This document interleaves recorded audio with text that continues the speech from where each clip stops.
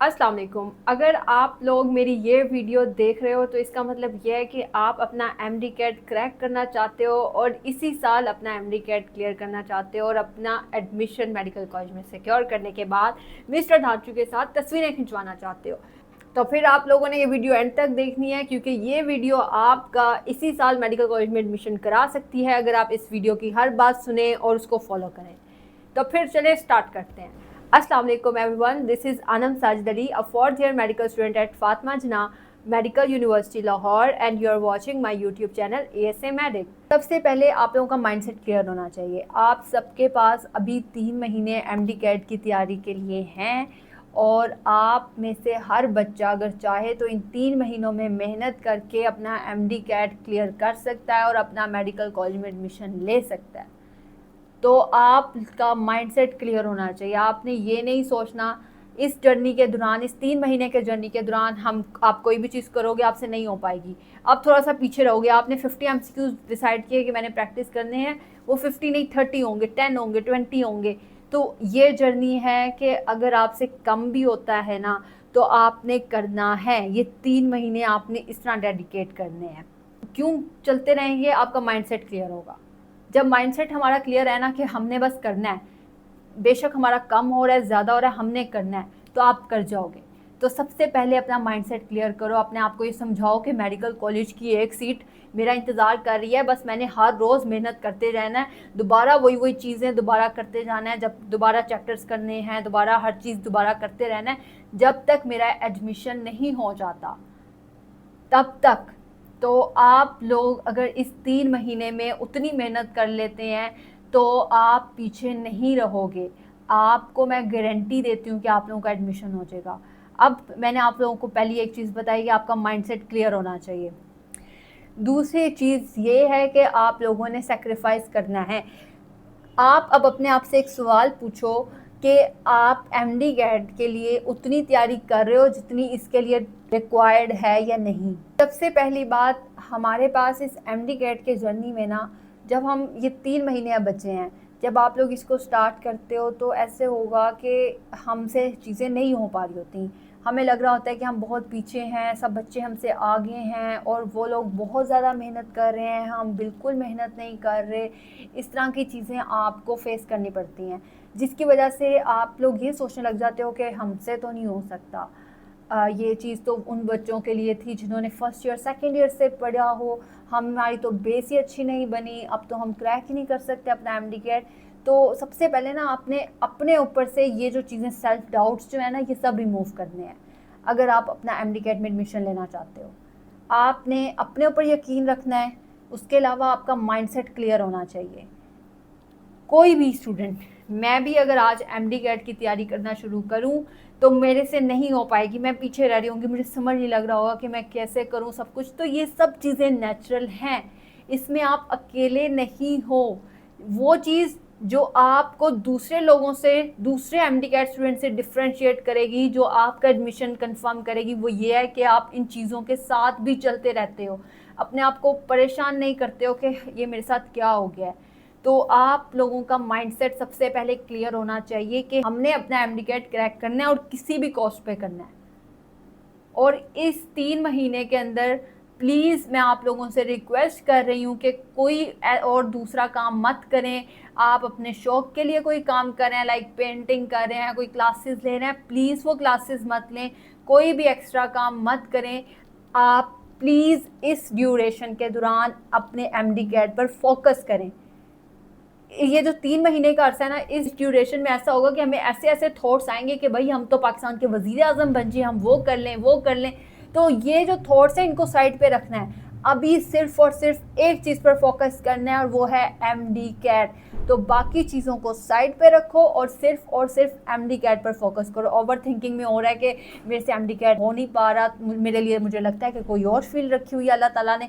आप रिजल्ट से पहले ही अपनी चीज़ें डिसाइड कर लो कि भाई मैं तो कर ही नहीं सकती, तो मुझे फिर दूसरी चीज़ें करनी है। और फिर जब आप वो दूसरी चीज़ें करते हो तो फिर आपको पता चलता है कि नहीं नहीं, मेरा तो ख्वाब ही MBBS था। तो ये चीज़ें पहले से ही इन 3 महीनों को सिर्फ और सिर्फ MD कैट के लिए आप डेडिकेट कर दो कि मैंने इन 3 महीनों में सिर्फ MD कैट के ऊपर काम करना है और कोई एक्स्ट्रा काम नहीं करना, और फिर देखें कि आपको रिजल्ट कैसे नज़र नहीं आते। आप गिर रहे हो लेकिन दोबारा उठते जा रहे हो, दोबारा प्रैक्टिस करते जा रहे हो, आपकी गलतियां निकल रही हैं, फिर भी आप दोबारा करते जा रहे हो, तो देखें आपका कैसे एडमिशन नहीं होता। तो ये चीज़ें याद रखें। सबसे पहली चीज़ माइंडसेट आपका क्लियर होना चाहिए। दूसरी चीज़ सेक्रीफाइस करना है। और ये आपका जो 3 महीने का सीज़न है, इस सीज़न का नाम रखें नो सीज़न है ये। अब ये नो क्या है, आपने हर बंदे को नो करनी है। कोई आपसे कुछ भी काम करवा रहे हैं, कोई कुछ कह रहा है आपसे ये कर लो, या कुछ भी आपकी कोई फ्रेंड कह रही है कि भाई आप मुझसे मिली नहीं, हमसे मिल लो, सबको ना करते जाओ। और अपने इन 3 महीने की तैयारी के दौरान अपने इन 3 महीनों को इस तरह डिवाइड करो कि पहले इजी और मॉडरेट टॉपिक करो फर्स्ट मंथ में, फिर उसके बाद डिफ़िकल्ट टॉपिक्स कवर करो सारे सब्जेक्ट्स के, और फिर उसके बाद रिवीजन करो। 3 महीनों में इस तरह सब कुछ कर सकते हो। लेकिन अब इस ड्यूरेशन में आप लोगों को जो चीज़ें फेस करनी पड़ेंगी, मैं पहले ही आपको चीज़ें बता रही हूँ। कुछ बच्चे ऐसे करते हैं कि वो इंग्लिश और लॉजिकल रीजनिंग को पूरे दिन दे रहे होते हैं कि ये तो हम, अगर किसी दिन ऐसा होता है कि उन्होंने फिज़िक्स को दे दिया टाइम, किसी को केमिस्ट्री को दे दिया, फिर बायो को दे दिया, फिर वो जब लॉजिकल रीजनिंग और इंग्लिश को नहीं दे रहे होते हैं ना, तो वो सोच रहे होते हैं कि हम तो कुछ काम कर ही नहीं रहे हैं, और वो उसकी टेंशन लेने लग जाते हैं कि इंग्लिश को हम कितना टाइम नहीं दे रहे, और वो सैड हो जाते हैं इस बारे में। अब वो ये नहीं देखते कि उन्होंने फिज़िक्स किया, बायोलॉजी किया, केमिस्ट्री किया, लेकिन वो इंग्लिश की वजह से सैड हो जाते हैं, कि डिसअपॉइंटेड हो जाते हैं कि हमने तो कुछ किया ही नहीं। फिर उसके बाद वो क्या करते हैं, फिर उसके बाद ना वो पूरे हफ्ते इंग्लिश और लॉजिकल रीजनिंग को ही करने लग जाते हैं, इंग्लिश वोकैबुलरी के पीछे पड़ जाते हैं। अब मैं आप लोगों को ये एक बहुत बड़ी मिस्टेक बता रही हूँ जो आप लोग करते हो। इंग्लिश के 8 नंबर हैं, लॉजिकल रीजनिंग के भी 8 नंबर हैं, इससे ज़्यादा इसको टाइम देने की ज़रूरत नहीं है। डेली के सिर्फ आधा घंटा एमसीक्यूज प्रैक्टिस में इसको दे दो, it is more than enough. English और लॉजिकल रीजनिंग को पूरे दिन देने की ज़रूरत नहीं है, ये बात समझो आप। और इन 3 महीने के ड्यूरेशन में आप लोगों ने एक और चीज़ नहीं करनी, वो ये है कि आप लोगों ने लंबे लेक्चर्स नहीं लेने। ऐसा बच्चे करते हैं कि वो पूरा दिन, अगर फिज़िक्स का लेक्चर उन्होंने सोचा कि हम इस चैप्टर के लेक्चर कवर करेंगे, वो पूरा दिन ही लेक्चर लेने में उनका गुजर जाता है, and they did nothing else. आप लोग अपने ऊपर डेडलाइंस ले आओ कि मैंने लेक्चर लेना है तो मैंने 2 घंटे में लेना है, 2 घंटे से 1 मिनट ऊपर नहीं लेना, या 1 घंटे का लेक्चर कर दो कि मैंने 1 घंटे लेक्चर लेना है, फिर उसके बाद 1 घंटा मैंने एमसीक्यूज प्रैक्टिस करनी है उसी चैप्टर की, और फिर उसके बाद मैंने अपनी मिस्टेक्स को चेक करना है कि मैंने क्या क्या मिस्टेक्स की हैं। ठीक हो गया। इस तरह आप अपना दिन डिवाइड करो। लेक्चर्स लेने में पूरा टाइम ज़ाया मत करो। आपकी असल जो एमडीकैट की प्रैक्टिस होगी ना, वो एमसीक्यूज़ के ज़रिए ही होगी। तो आप लोगों ने इस चीज़ का ख्याल रखना है कि आप एमसीक्यूज़ की प्रैक्टिस ज़रूर करो।